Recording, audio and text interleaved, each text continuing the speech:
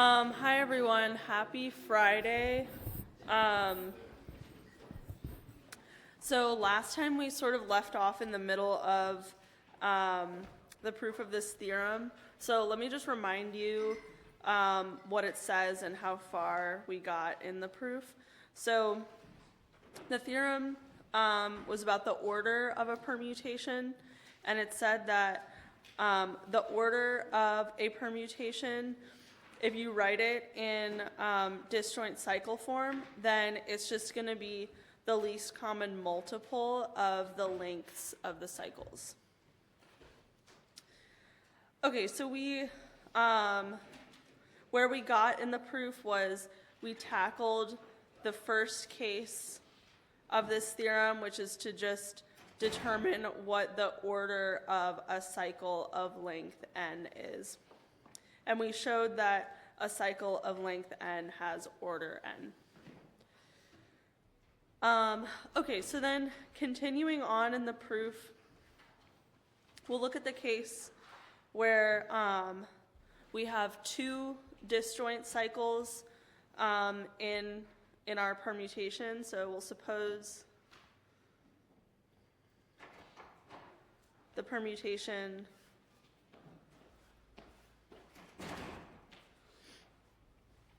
is a product of two disjoint cycles.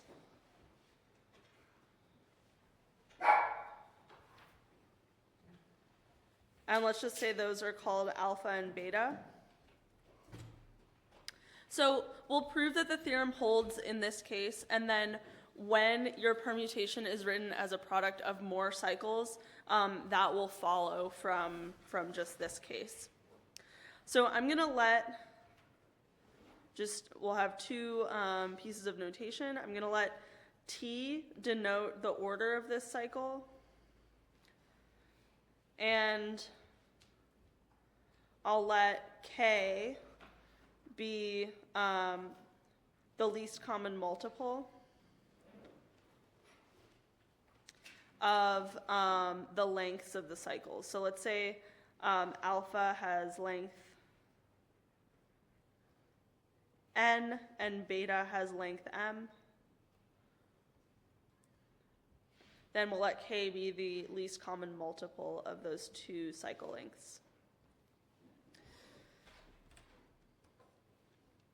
Okay, so then what I'm going to do is do this in two pieces. So I'll show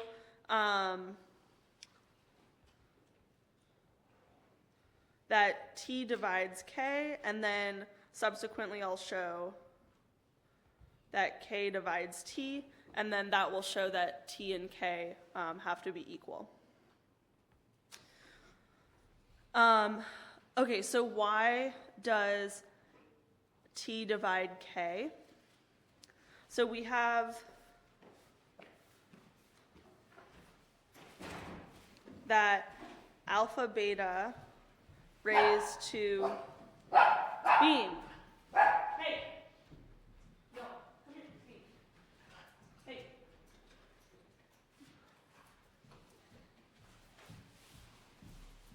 Okay, so we have alpha beta raised to the k power. So since the cycles are disjoint, we proved last time that the two cycles actually commute. And so we can rewrite this as alpha to the k, beta to the k. And then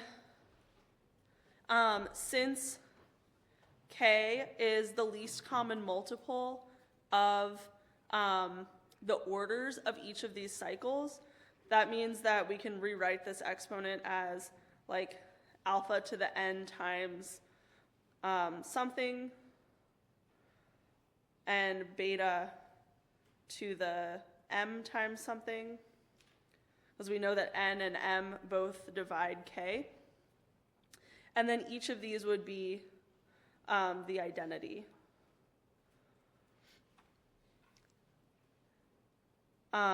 Since alpha to the n will be the identity and beta to the m will be the identity.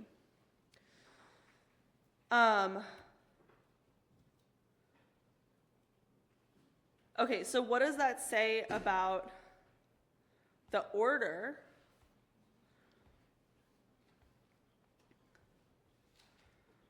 of alpha beta,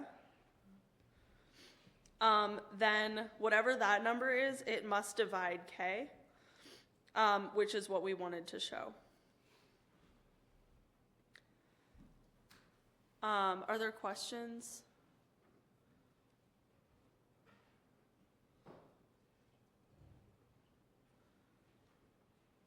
Okay, so then let's show that k divides t, so the other side of this. So we'll do something similar. We'll raise alpha beta to the t power.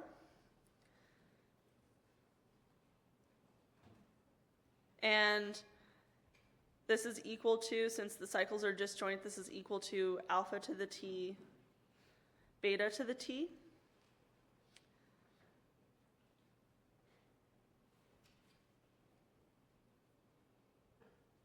And since t is the order of alpha beta, this is actually equal to the identity as well. So we have that this is equal to E. Okay, so then rearranging this equation, we find that alpha to the t is equal to beta to the minus t. But alpha and beta are disjoint cycles. So alpha and beta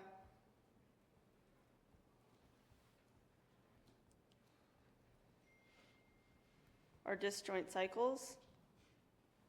And so that means that there are permutations that are acting on like a different set of symbols.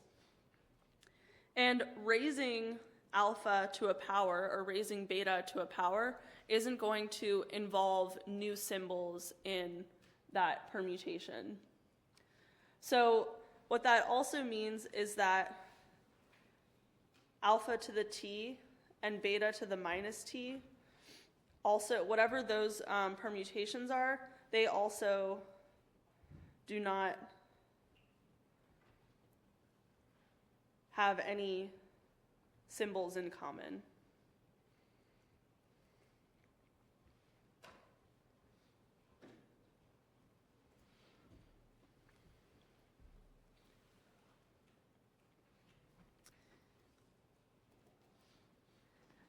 However, if they're equal and they don't have any symbols in common, then that implies that they must both be the identity.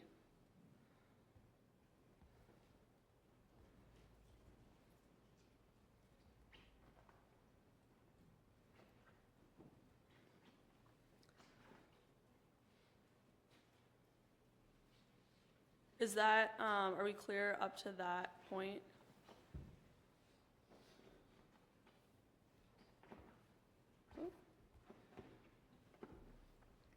So this means that the order of alpha has to divide t, and the order of beta has to divide t. So in particular, their least common multiple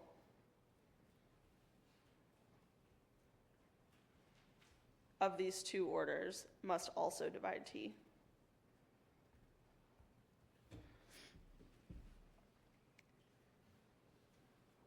So that shows that k divides t, and so then in the end we have that k must equal t, and so let's just review what that meant. So that means that the order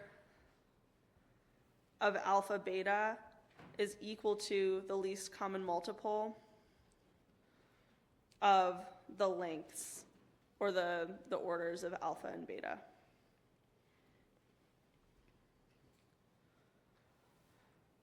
Okay, are there questions? Yeah. Could you go over this that they don't have any symbols in common?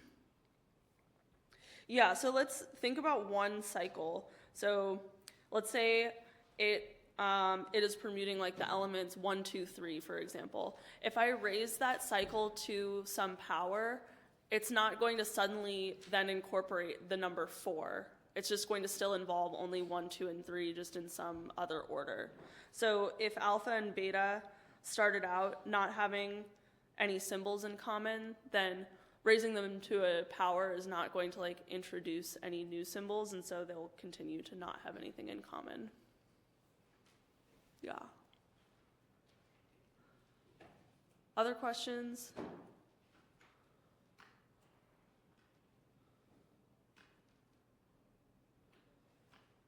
Okay, so if you had, so I guess like what, for the fully general case of this theorem,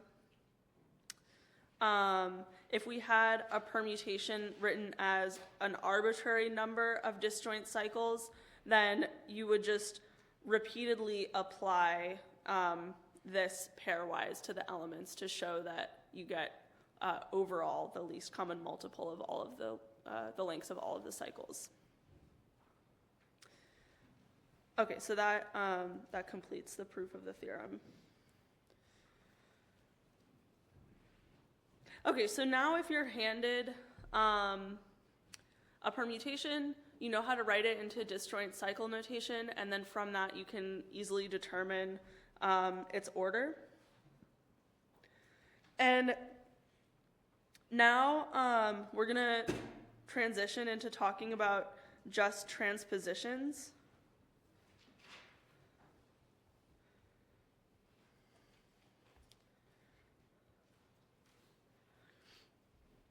So I don't know everyone's background with determinants, but if you saw the definition of determinants that used permutations, then you also encountered something called the sign of a permutation.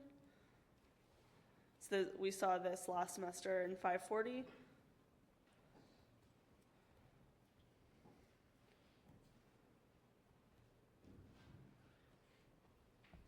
And last semester, I black boxed a fact that we will prove today, which is that every permutation, if you write it as a product of transpositions, that product is either always even or always odd. And so there is like a well-defined sign of a permutation. So we are going to prove that today. And if you didn't see this definition of determinants before, we're not going to be talking about determinants, so it won't matter. This is just like an example to possibly motivate why we might look at transpositions. Okay, so what is a transposition?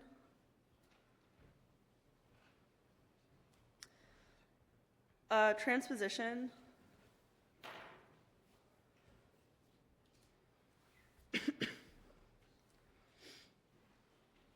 is a two-cycle. So these are sort of the simplest types of permutations, and we'll show that these are actually like building blocks for all permutations. So here's a theorem. It says that every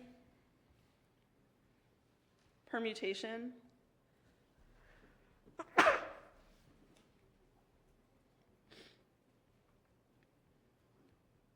in the symmetric group Sn for n greater than 1 is a product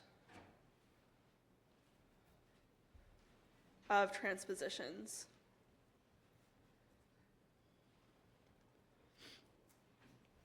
So these are not necessarily disjoint now. Usually when you write something as a product of transpositions, those transpositions will not be disjoint from one another. Okay, so I'm not going to prove the general case, but we will do examples, and you'll see what the pattern is. So I'm going to ask you to write a couple of permutations as a product of transpositions, and then we'll discuss.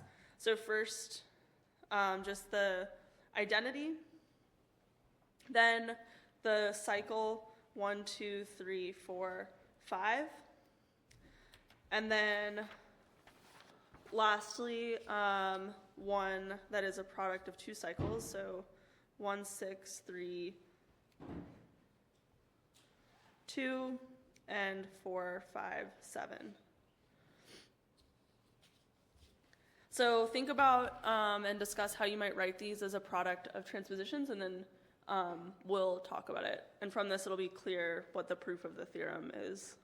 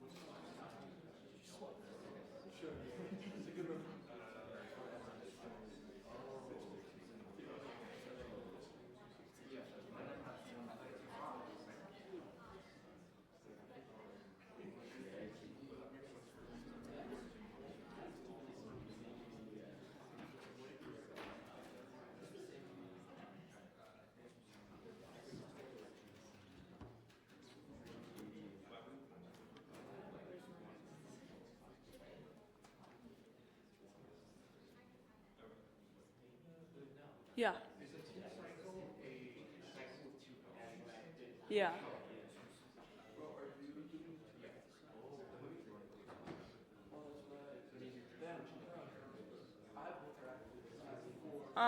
Okay, so let's see how to do this. So the identity is pretty easy because you could just take really any 2 cycle and multiply it by itself, and that will give you the identity again, because the order of a 2 cycle is 2, but there's, you could write longer products as well. So this is just one way to do it.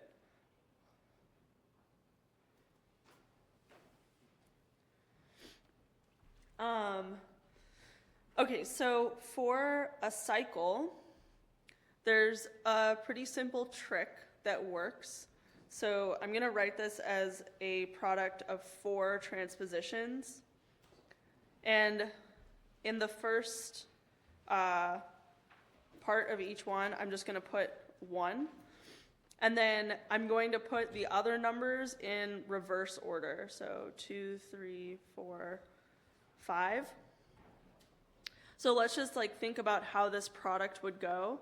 So what happens to the number 1? Well, working from right to left, 1 is sent to 2, and then 2 is fixed in all of these other ones. So 1 goes to 2, and then what happens to 2? 2 is sent to 1 here, and then next 1 is sent to 3, and then 3 is fixed after that. So we do find that 2 goes to 3, and it would continue on in that fashion. So again, there's more possibilities for how you could do this, but this is just like a simple method that you can use to do this. And then if you have 2 disjoint cycles, you can just apply this trick twice. So this will be our transpositions for the first one, so I'll just stick 1 in each of these and then put the remaining ones in reverse order, so 6, 3, 2. And then for the other one, we would get 4, 4, 5, 7. So this product of transpositions should give the product of the 2 cycles on the left.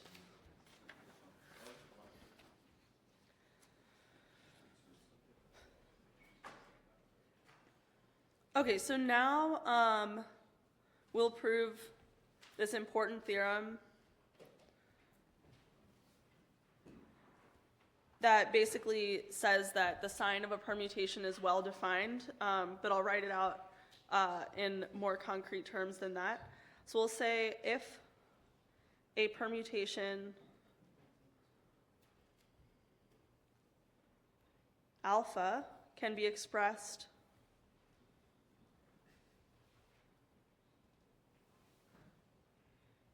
as 2 different products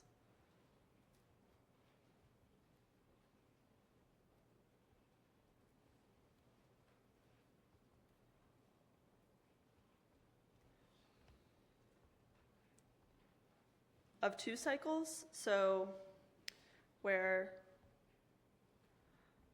the betas and the gammas are 2 cycles or transpositions.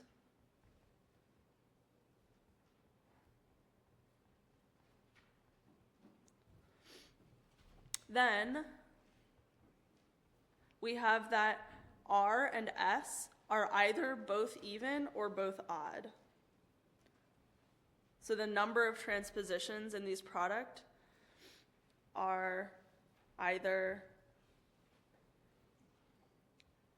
both even or both odd.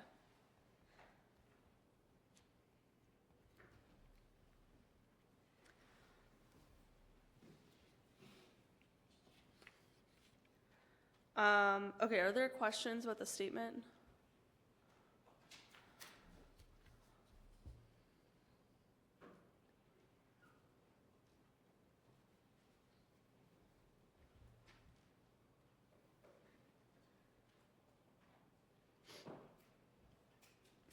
Okay, so let's prove this. And when I read the proof initially, I found it to be quite complicated. So I've tried to structure it in a way that I think is like as easy to digest and like well motivated at each step as possible. So let's go ahead and do this. So the first kind of step in this proof is going to be to reduce the general case to just the case of showing that the identity is an even permutation, so that it's written as an even number of cycles always. So let's see how to do that. So since beta 1 up to beta r, since that product of transpositions is equal to gamma 1 up to gamma s, we have that E is equal to gamma 1 up to gamma s times beta r inverse up to beta 1 inverse. So, and each of these betas, inverses, these will also be, okay, so I guess for transposition, you can see that its inverse is equal to itself. So these are also transpositions.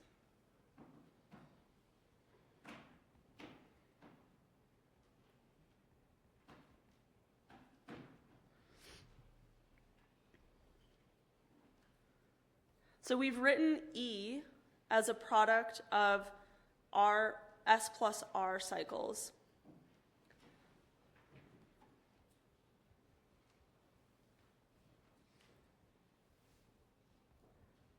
Of S plus R many transpositions.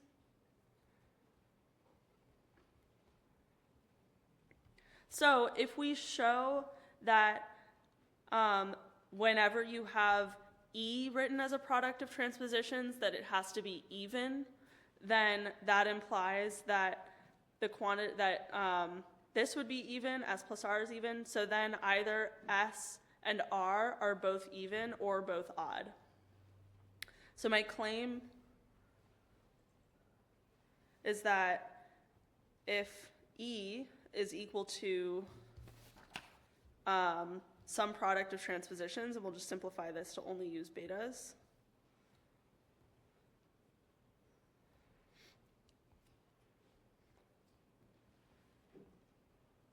Okay, so this is my claim. And if the claim is true, then that proves the theorem. So if the claim is true, then that would mean that S plus R is even. So S and R are either both even or both odd.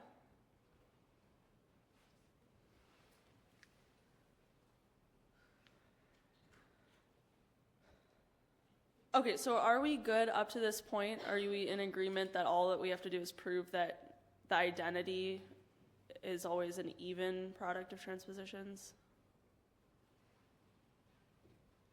Yeah. So the R in the first time is different from the R in the second? Yes, this is a different R. Maybe it should be something else. Are the betas also different? Yeah, let's do, what letters haven't we used yet? Was alpha? Alpha was used in the, okay, let's say these are T's. E is T1 up to T K. Okay, is that choice of letters good? Where the T's are transpositions.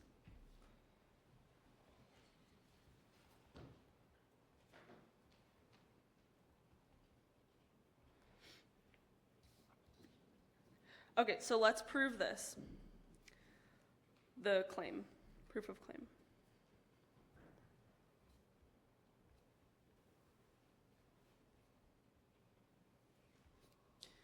So once we prove the claim, then the theorem is proved. And this is going to proceed by induction. So let's start with some base cases where K is equal to 1 or 2. Okay, so it's not possible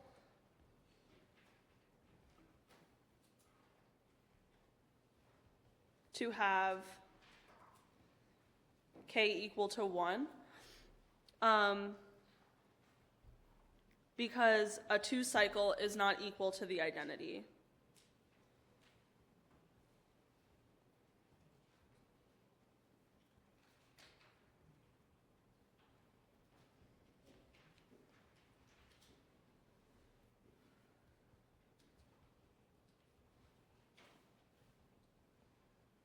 Right, by definition, the 2 cycle will interchange 2 elements, and so that that is different from fixing every element. So k cannot be 1. And if k is equal to 2, then k is even, so the claim is true.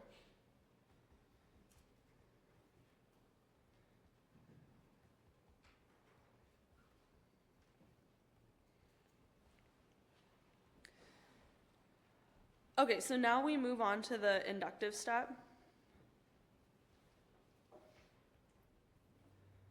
And here's what our inductive hypothesis is going to be. So for the inductive hypothesis, we suppose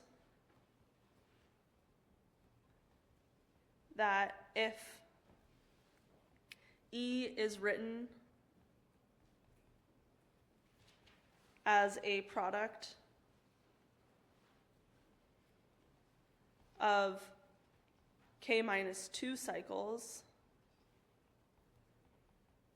then k minus 2 is even.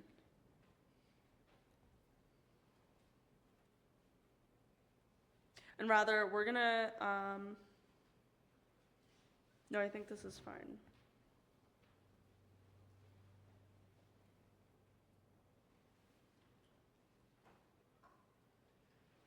I'm thinking about whether I need strong induction, but I don't think I do. I think this is good.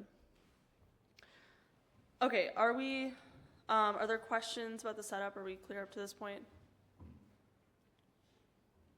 Okay, so now the strategy is going to be, we've written E as a product T1 up to TK.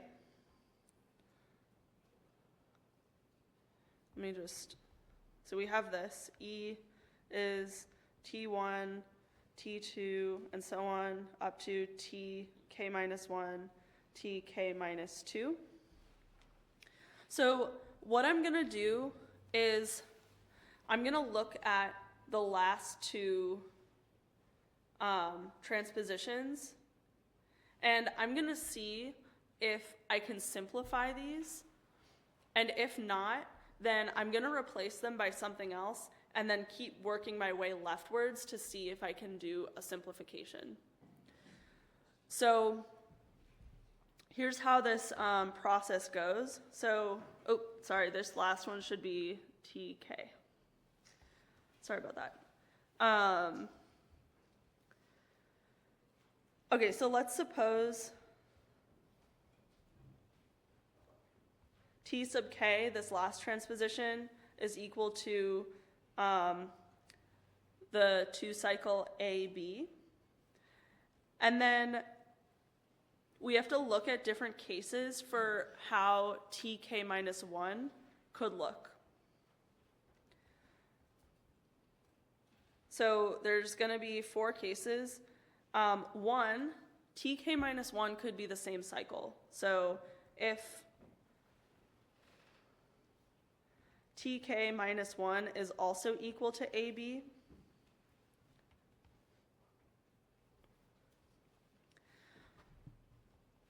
then the product TK minus 1 TK is equal to the identity.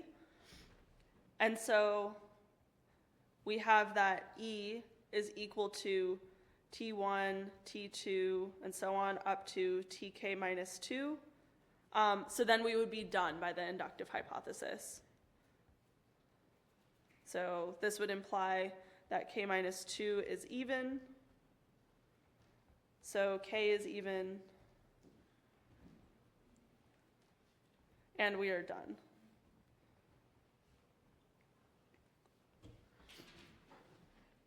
Okay, so that was one possibility for how tk minus 1 could look. Another possibility is that tk and tk minus 1 have no symbols in common. So if tk minus 1 is equal to c, let's say cd, where c and d are not equal to a and b, then, okay, so now what is our strategy?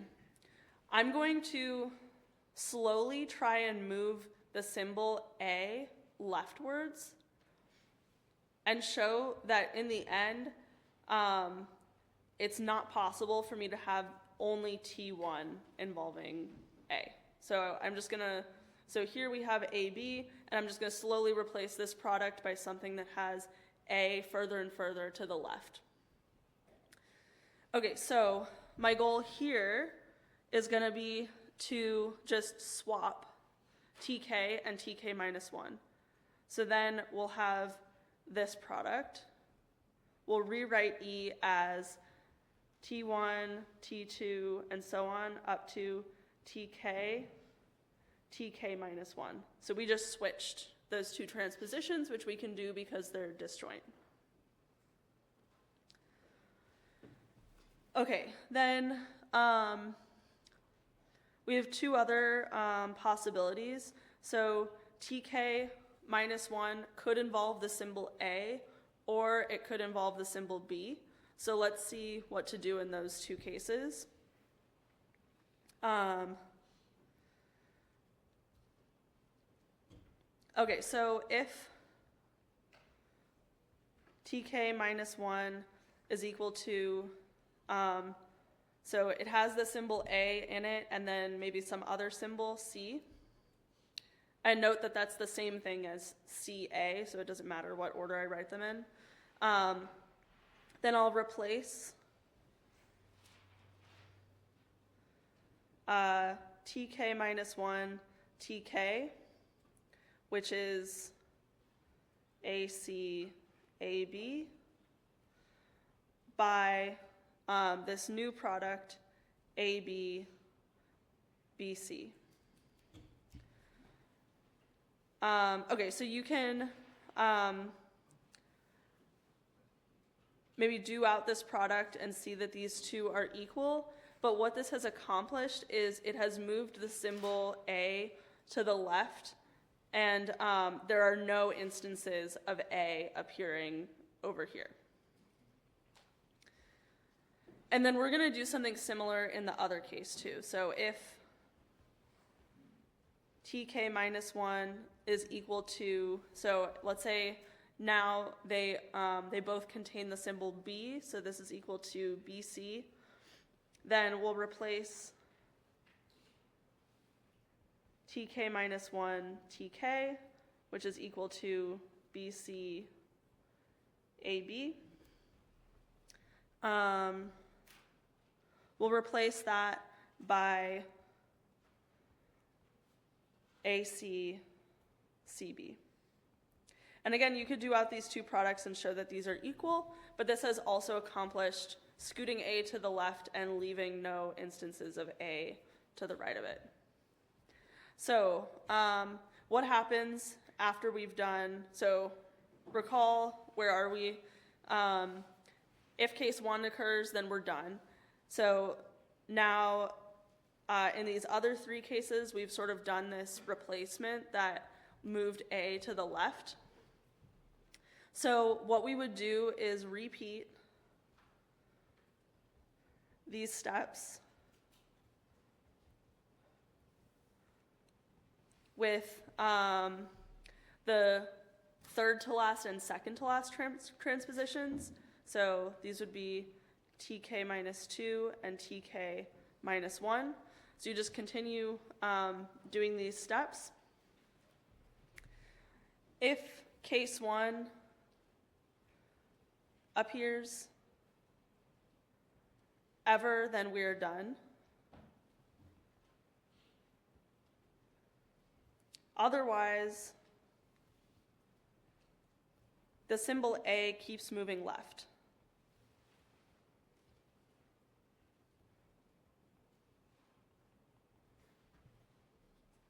And you would just continue analyzing pairs of transpositions going leftwards.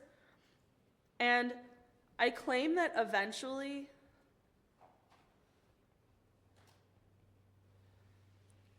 we must have an instance of case 1 appearing. And let's see why. So for contradiction, assume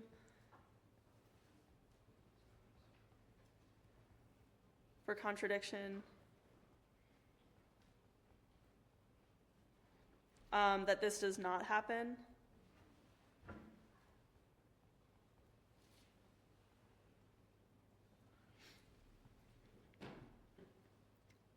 Then in the end, we would have that E is written as a product of, so one transposition of A and something else, followed by a bunch of transpositions that fix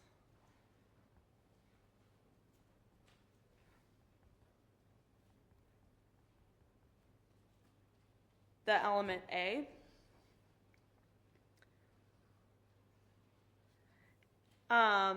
And this product on the right-hand side would not fix A, because it would send something to A, but then A doesn't have anywhere to go. So, so this product does not fix A.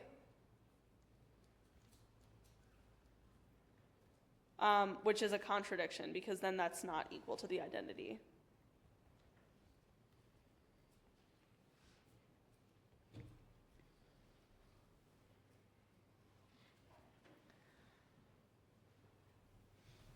And that should finish the proof. So let's sort of recap what happened. So we wanted to show that whenever E is written as a product of transpositions, that number is even. And the strategy for this was to start by looking at the last two transpositions and observe that either they cancel each other, or there's a way of taking one symbol in the last transposition and scooting it leftwards. And then we just keep analyzing pairs of transpositions, scooting that one symbol further and further to the left, and eventually we must have that a pair of those transpositions cancel each other, because if not, we're left with something that doesn't fix that special favorite symbol. Okay, I know this proof is it's a little bit convoluted, and I felt, especially when I was reading this part, I was like, why are we doing this? What is going to happen? So I think it makes more sense once you've seen this part of it, why this part was happening. But are there any questions? Yeah. Can you go over the inductive step and what we're assuming? So we're assuming that K is even? So we want to prove that K is even. So we're assuming that if you've written the identity as a smaller number of cycles, then that smaller number is even. I guess I'm wondering about then, after step 1, we would imply that K minus 2 is even. And I don't see where that comes from. Okay, yeah, so that's the inductive hypothesis. So we managed to write E as a product of K minus 2 cycles, and so if you ever have that E is k minus 2 cycles, then that means that k minus 2 is even. And then you were able to say that with the base case? That's the inductive hypothesis. So like the inductive, we're assuming that like if I've ever written E as a number of cycles that's less than k. So it doesn't even matter that this is k minus 2. This just could be, we could replace this with just less than k. Then that number of cycles is even. So does that make sense? So if this is written as k prime less than k many cycles, then that means that k prime has to be even. So in this case, like our k prime is k minus 2. And so that would give me that k is also even. Yeah.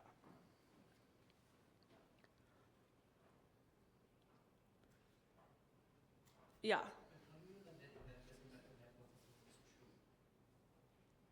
So when you're doing an induction, you just assume the inductive hypothesis. So how does this work? Like, we showed that the theorem was true when k is 1 or 2. So let's say we had written E as like a product of 4 cycles. Then as we're doing this simplification, we would rewrite E as a product of 2 cycles. And 2 is like something that we've already shown can happen, right? And so that would basically like the way that I think about the inductive hypothesis is it's like we've proved the base cases, so then if you just repeatedly applied the inductive hypothesis, then that would get you the statement for subsequent values for subsequent integers. Yeah.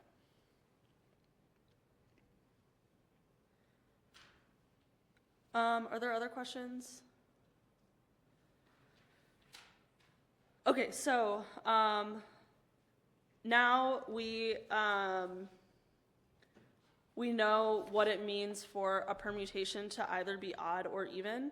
So this will be like a piece of terminology that we use. So a permutation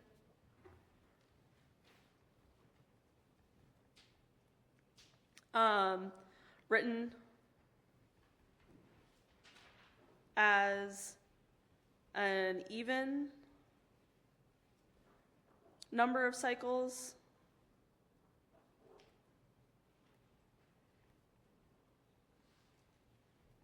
is called even, or yeah, sorry, transpositions.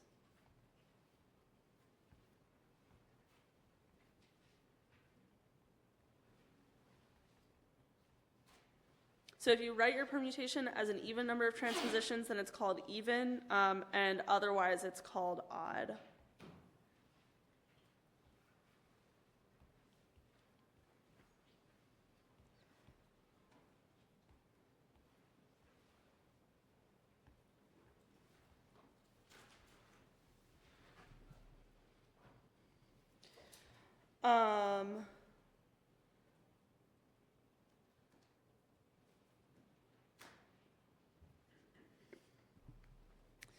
Okay, I had some examples and questions for you all to think about, but I think we're out of time, so we'll do those on Monday. And yeah, I hope everyone has a good weekend, and there's office hours right now if you have any problem set questions or other questions.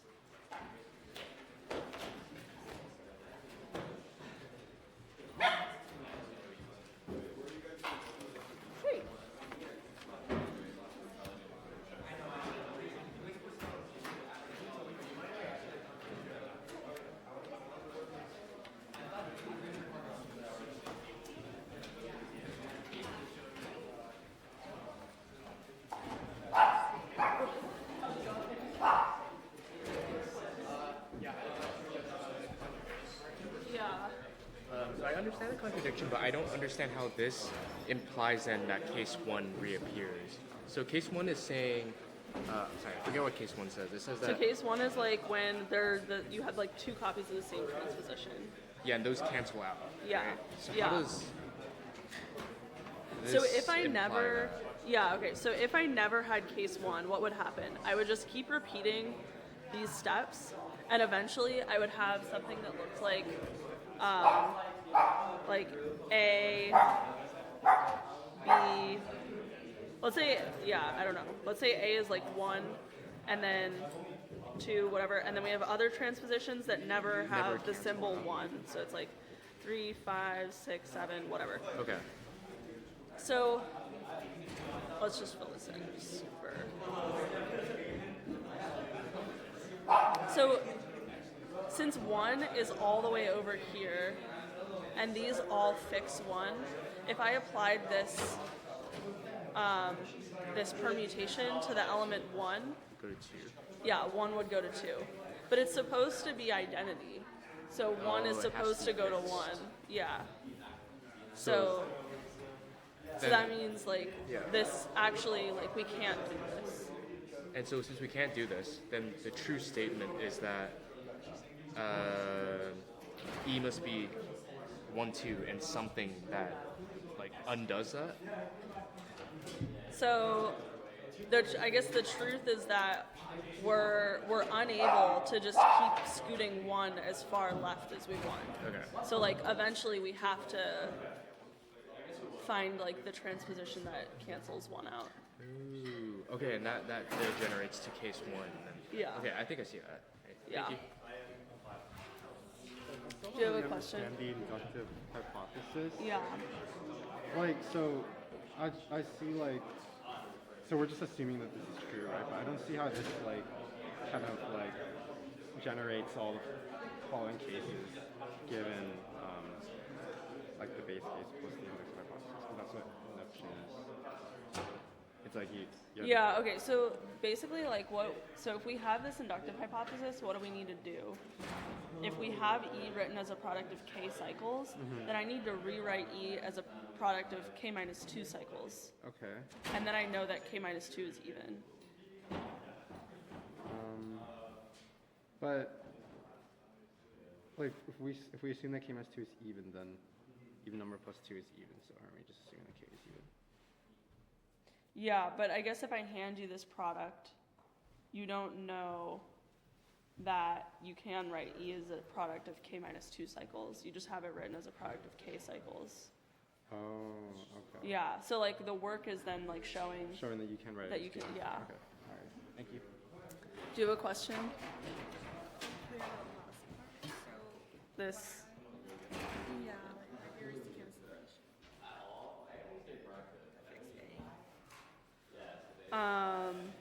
Okay, yeah, so were you following with this discussion at all? So let's say like, so like this process, we could just keep doing this and that would eventually push our favorite symbol 1 all the way to the left. But then this product of transpositions would send the element 1 to whatever was sitting here. So in this case it would be 2. But that is not the identity because the identity has to send 1 to 1. So so that means that this is impossible to have pushed 1 all the way to the left. But we can do that if we are always just hitting